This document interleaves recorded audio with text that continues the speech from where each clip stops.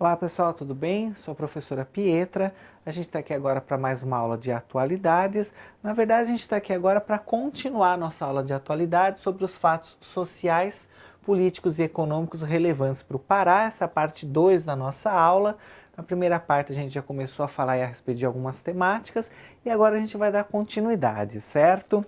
A gente começa aí falando um pouco sobre os aspectos econômicos e sociais dos principais municípios aí do Pará, sendo que a gente vai dar aí uma ênfase maior nas questões sobre economia. Eu coloquei aqui um quadrinho sobre a população dessas principais cidades, certo? Segundo o IBGE de 2015. Não fiquem aí preocupados, eu nem vou ficar lendo aqui, entrando em detalhes sobre a população de cada cidade. A única que eu quero conversar um pouquinho mais é a cidade aqui de Altamira, que ela tem aí uma diferença entre o que o IBGE diz que em 2015 ela tinha. Segundo o IBGE, ela tinha uma população aí de 108.382 habitantes. Segundo ela tem uma população aí de 140 mil, segundo ela não, desculpe, segundo a prefeitura da cidade, ela tem uma população aí de 140 mil habitantes. Essa diferença aí, segundo a prefeitura, ela alega que ela foi ocasionada justamente pela usina de Belo Monte. Por conta da implantação, do início aí do funcionamento da usina, a prefeitura alega que a cidade acabou recebendo aí um número muito grande de pessoas, certo? Que estão indo para a cidade para viver em busca aí das benfeitorias que a usina vai acabar trazendo para a cidade. Só que como uma consequência disso, como a cidade recebeu essa grande quantidade de pessoas em tão pouco tempo, acabou aí que a cidade está passando por um momento bastante complicado em relação à sua infraestrutura, certo? Né? Em relação à população, acho que era isso que eu queria falar. Não se preocupem aí em ficar decorando quanto cada cidade tem de população, que obviamente nenhuma prova vai tratar a respeito disso, tá? Ainda falando um pouquinho sobre a população, eu vou focar aqui, esse estudo, ele foi feito apenas na cidade de Belém. Ele é um estudo aí genético realizado em 2013 sobre a questão da ancestralidade. Ele foca a cidade de Belém, certo? Mas eu acredito aí, as próprias pessoas que fizeram o estudo, eles acreditam que isso pode, de uma certa forma, estar representando aí a realidade do estado como um todo, certo? Mas o que esse estudo ele acabou descobrindo? Que 57,70% da genética da população da cidade de Belém, ela tem uma contribuição europeia, 29,5% ela tem uma contribuição indígena e 16,8% ela tem uma contribuição africana. Isso vai demonstrar claramente para a gente a mistura aí que houve em relação a essas três etnias, não só na cidade de Belém, não só no estado do Pará, mas como no Brasil como um todo. E é importante a gente focar uma questão aqui. Ele está falando em genética. Isso significa que mesmo uma pessoa branca, ela tem na sua genética mais ou menos esta composição. Mesmo uma pessoa negra, ela também vai ter mais ou menos essa composição, porque a mistura racial foi tão grande, não só na cidade, não só no estado, como no Brasil como um todo, que dificilmente você tem aí uma pessoa que tem 100% da sua genética atribuída apenas a uma dessas três raças, tudo bem? Vamos lá. Aí vamos falar um pouquinho sobre a religiosidade. Embora aí a maior parte da população do estado, como a maior parte da população brasileira, ela pertence à Igreja Católica, você tem uma certa discrepância aí, uma variação em relação às cidades. Por um exemplo, a cidade de Belém, ela tem 73% da população católica, pelo menos que se declaram como católicos, certo? Agora, isso varia bastante de cidade para cidade. Eu coloquei aqui uma outra cidade, Ananindeua, isso, que essa porcentagem ela vai cair aí para 57%, tá certo? É um dado bastante interessante aí, o quanto isso varia bastante de cidade para cidade. É possível encontrar aí também, um estudo feito aí também pelo IBGE, que na cidade de Belém você tem aí uma variedade muito grande, por ela ser a capital, por ela ser uma cidade grande, você consegue encontrar aí as expressões de todo tipo de religiosidade. Fato que já não acontece tanto nas outras cidades, por elas serem um pouco menores.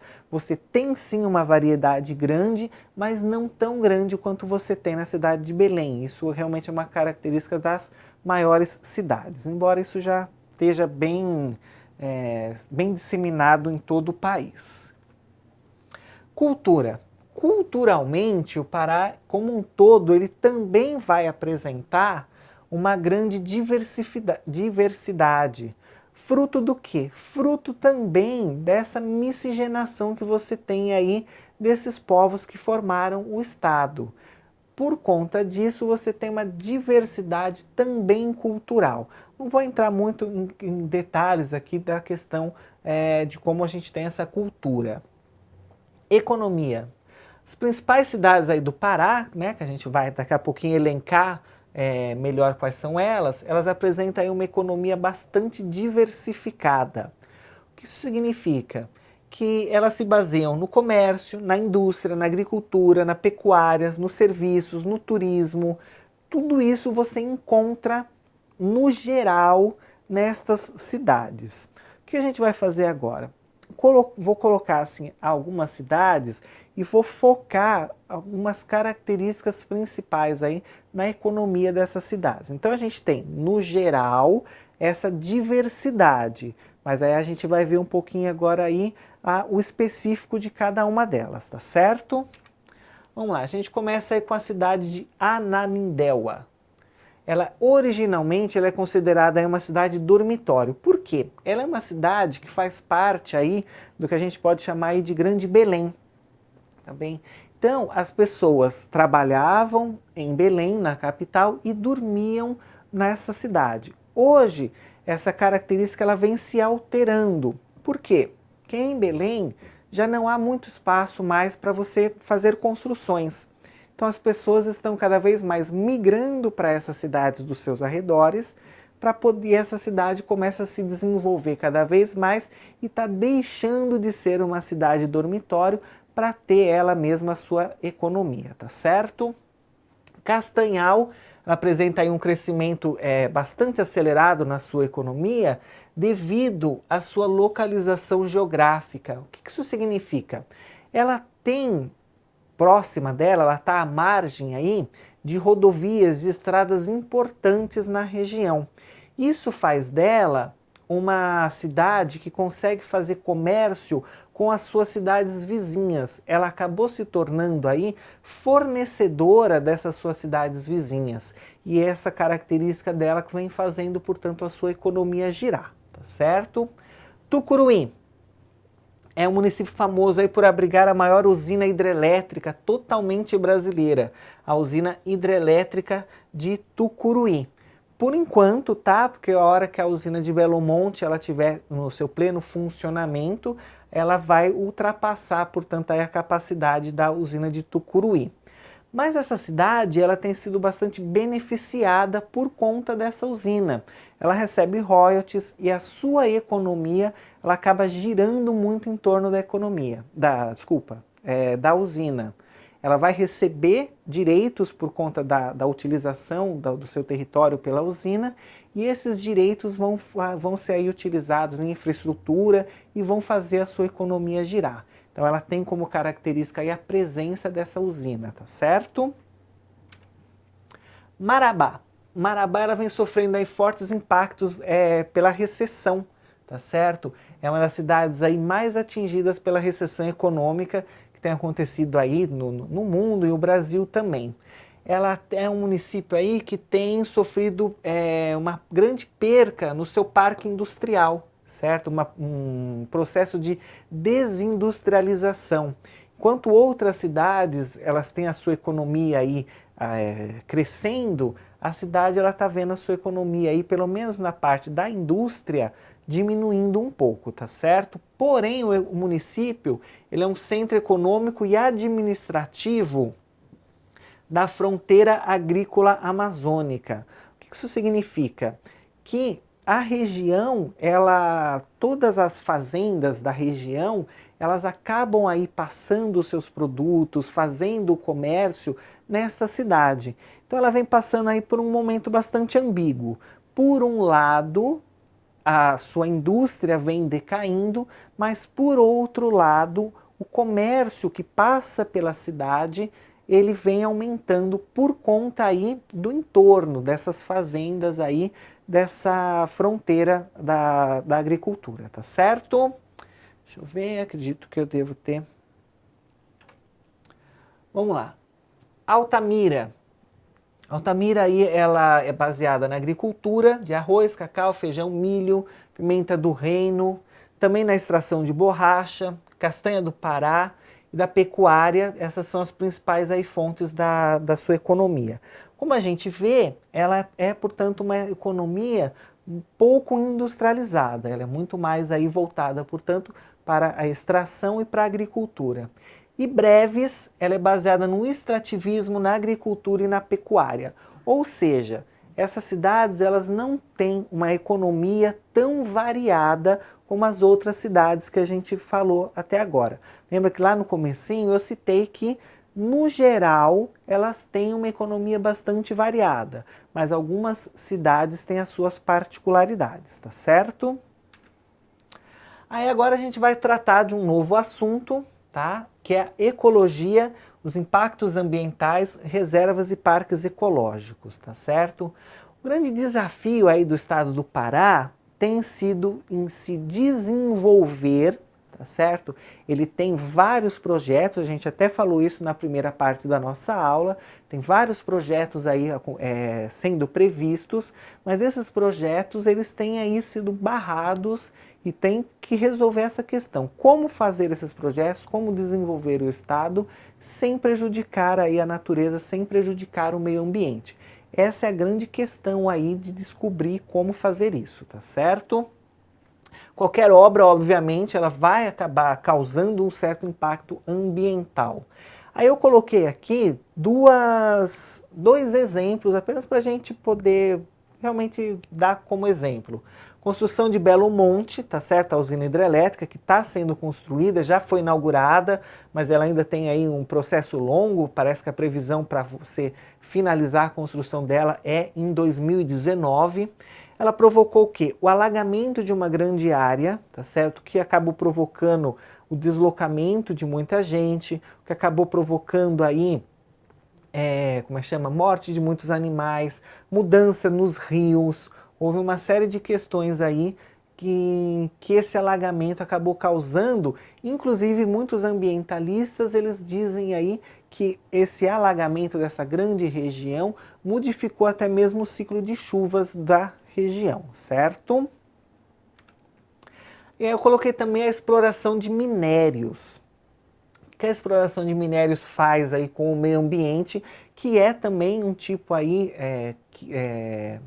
um processo que vem sendo bastante incentivado no estado do Pará, tá certo? Visto que é um estado, como a região norte como um todo, é um estado muito rico em minérios, então vem sendo aí cada vez mais aí incentivado que isso aconteça.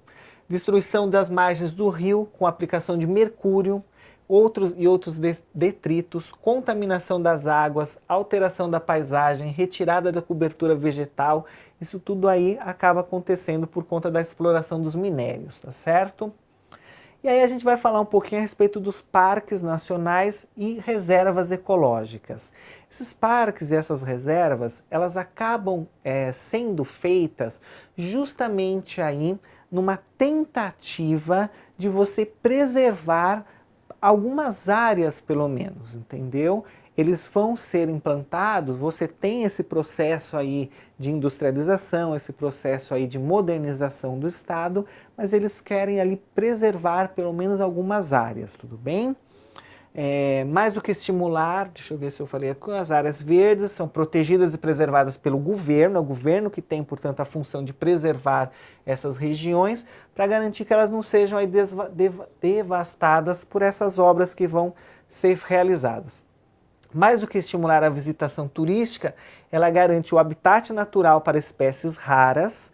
Muitas espécies, elas acabam sendo ameaçadas porque elas são espécies que muitas vezes vivem em locais muito pequenos, certo? Não são espécies que estão em toda a região.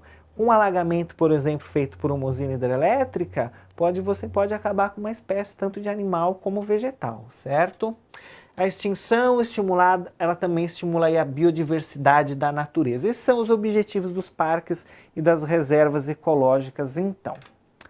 Aí eu coloquei aqui alguns dos parques ecológicos que existem no Pará, certo? Aí o Parque Amazônia, que foi criado no dia 12 de 2 de 1974, o Jamanchim, criado em 2006, o Rio Novo também em 2006 e o Serra do Pardo em 2005. Eu não vou ficar lendo aqui a descrição de cada um deles, mas a gente olhando a descrição fica bastante claro que é este o objetivo. Eles são parques que são criados para preservar algum tipo de área da região, certo? São parques muito específicos feitos para proteger um tipo de fauna, um tipo de flora, tá certo? E aí a gente vai falar um pouquinho sobre as reservas indígenas, que é um outro tipo de reserva. Ela não é criada com o fim específico de você proteger a natureza. Você não cria uma reserva indígena falando assim, vou criar a reserva para proteger o meio ambiente. Ela é feita para proteger ali a cultura, proteger a população indígena que vive na região. Porém, ela acaba tendo como consequência a proteção do meio ambiente, tá certo? Vamos lá, terra posse, como definir reserva indígena? Terra de posse e ocupação dos povos indígenas brasileiros.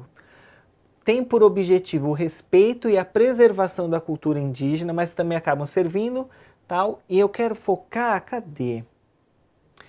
Proteção do meio ambiente, visto que não podem ser comercializadas ou emprestadas para outros fins, visto que pertencem à União. O que isso significa? Uma reserva indígena, ela não é uma propriedade, portanto, da população, da nação indígena que vive nela. Ela é uma propriedade da União, uma propriedade, portanto, de todos os brasileiros. Ela está sob posse dessa população indígena, mas eles não podem vender essas terras, eles não podem emprestar essas terras, nenhuma empresa pode entrar nesse território para fazer uso desse território, seja lá para que fim seja. Pelo menos não oficialmente, a gente sabe que extraoficialmente isso acaba acontecendo. Mas por conta desta proibição de você fazer qualquer tipo de utilização dessa área, que não seja para que a população indígena viva nela, é que ela acaba se tornando uma reserva que preserva também o meio ambiente, tá certo? Mas aí a gente tem que ver uma outra questão aqui. Você tem um projeto de lei, projeto número 1610/96, que regulamenta a exploração e aproveitamento de recursos minerais em terras indígenas. O que eu quero falar a respeito disso? Como eu falei, o estado do Pará, a região norte, ela é muito rica em minérios. Muitas reservas indígenas estão em locais que são locais onde podem ser explorados minérios, locais muito ricos em vários tipos de minérios. Então existe essa lei está no Congresso, ela tem desde 1996, são 20 anos, portanto, que ela está ali tramitando, e o que ela pretende? Legalizar, portanto, regulamentar que empresas mineradoras possam entrar nas reservas e retirar, portanto, fazer ali a mineração. Muitas lideranças indígenas são a favor, porque eles acreditam que isso vai trazer uma certa riqueza para as nações indígenas. Outras lideranças indígenas são contra, porque afinal de contas eles estão mais do que escaldados, faz 500 anos que tudo que é acordo que é feito com eles, sempre eles acabam sendo prejudicados, certo? Então você tem aí toda essa questão, a lei está lá, só Deus é que sabe se um dia ela vai ou não vai ser aprovada e quando que isso vai acontecer. Mas por enquanto é completamente proibida essa mineração, o que torna a reserva indígena também um local aí de preservação ambiental. Vamos lá, a gente vai falar um pouquinho a respeito do transporte no estado do Pará, tá? Vou falar primeiro sobre o transporte rodoviário. O transporte rodoviário no Pará, ele é muito prejudicado pela qualidade das estradas. Uma pesquisa realizada pela Confederação Nacional dos Transportes apontou que 76% das principais estradas do estado têm deficiência. 76% é uma porcentagem altíssima.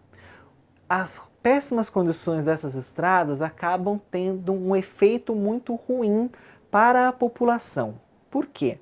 Isso faz com que o transporte de alimentos, o transporte de qualquer tipo de produto na região acabe sendo muito caro, porque ele acaba demorando mais, ele é feito em caminhões, esses caminhões acabam exigindo uma manutenção muito grande, isso faz com que o preço do frete suba.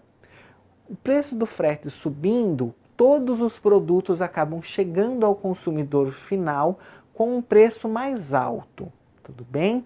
Isto faz com que a cesta básica da região do Pará, ela seja aí uma das mais caras do país, certo? Isso seria resolvido com um transporte mais apropriado, um transporte em que você não quebre o caminhão ou que você não tenha uma perca de produto muito grande, tá certo? A gente vai falar um pouquinho sobre o transporte também, o transporte aeroviário, o transporte por aviões. O transporte aéreo, tanto no Pará como no Brasil como um todo, ele cresceu muito. Mas o transporte feito é o transporte de pessoas, o transporte de passageiros. No Brasil, não só no Pará, mas no Brasil como um todo, você tem pouco transporte aí de produtos através de aviões, certo? O que realmente aí você transporta é passageiros. O transporte de produtos, ele normalmente é feito ou em caminhão ou em navios no país, certo? O crescimento aí no número de passageiros, ele gerou uma necessidade de ampliar aí a capacidade dos aeroportos. Como a nossa aula é de atualidades, eu vou falar um pouquinho a respeito aí da reforma que a gente teve no aeroporto de Santarém, tá certo? Uma reforma que aconteceu bastante recentemente, as obras, o aeroporto foi reinaugurado há pouquíssimo tempo. Ele passou aí por uma modernização que custou 9,23 milhões de reais, tá certo? O terminal ele é ampliado em 40%, o número de balcões de check-in foi de 16 para 20, o estacionamento tinha só 89 veículos, é ridículo um estacionamento de um aeroporto tão pequeno assim, ele foi para 249, tá certo? A capacidade de veículos aí dele. Além disso, foram feitas aí melhorias em acessibilidade para deficientes e no sistema do ar-condicionado também. A gente sabe que o Pará é uma região muito quente, tá certo? Hoje, o aeródromo terá capacidade de atender...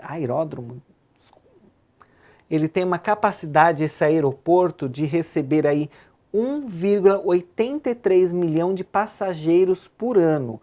Ou seja, ele aumentou bastante a sua capacidade justamente pela demanda de passageiros que está bastante grande, tá certo? O Brasil como um todo, aí, todos os aeroportos vêm passando por um problema muito sério aí que você tem um número crescente de passageiros e os aeroportos não estão comportando. Aí eu coloquei os principais aeroportos do Pará: Aeroporto Internacional de Santarém, Aeroporto Internacional de Belém, Aeroporto de Belém, Aeroporto de Marabá, Aeroporto de Altamira e Aeroporto de Carajás. Esses são os principais aeroportos aí que você tem no estado. E aí a gente vai falar um pouquinho sobre o transporte fluvial também. ele é bastante utilizado no estado, mas ele acaba sendo subutilizado, tá certo? A região, ela tem uma quantidade muito grande de rios, tá certo? E a população tradicionalmente faz uso desses rios como se fossem estradas. Principalmente as populações que vivem nas cidades menores, nas comunidades menores, elas chegam até as cidades maiores através dos rios, tá certo? Muitas dessas comunidades não têm nenhum acesso às cidades maiores por estrada, eles só fazem uso realmente através dos rios, tudo bem? O transporte fluvial ele é muito mais barato que o transporte por estradas. Nós pus por estradas 2 vezes, errinho de digitação. Podendo baratear muito o custo do frete. Lembra, a gente acabou de comentar agora que o frete é um problema sério no estado por conta das péssimas condições que você tem das estradas. Se o estado, se o governo incentivasse mais a utilização dos rios como meio de transporte para os produtos, você teria uma queda muito grande no preço desse transporte, no preço do frete, o que causaria, portanto, um barateamento no preço final para o consumidor, e aí provavelmente o Estado deixaria de ter aí a cesta básica mais cara do país. Tudo bem? Embora aí esse meio de transporte seja muito utilizado, o Estado ele poderia ser melhor aproveitado. Para isso seria necessária a realização de obras em alguns rios. Na primeira parte da aula, que a gente tem parte 1, parte 2 da aula, na primeira parte da aula, a gente viu que na região oeste do estado tem previsão de realizar uma série de obras, inclusive uma série de obras de infraestrutura. Está previsto ali uma série de obras para justamente intensificar aí o transporte fluvial. Porém, cai naquela situação que a gente já tinha comentado. Esse transporte, essas obras aí precisam estar aí, pensar na preservação do meio ambiente. Então essas obras também vão sofrer aí uma série de resistência, porque são obras aí que vão alterar em alguns pontos aí do estado bastante os rios, tudo bem? Com isso eu finalizo a segunda parte da aula e a gente finaliza todos os tópicos desta aula, tá certo? A gente tem um exercício sobre essa segunda parte. Ficou com alguma dúvida? Retorne, assista ela novamente. Fico por aqui, muito obrigada.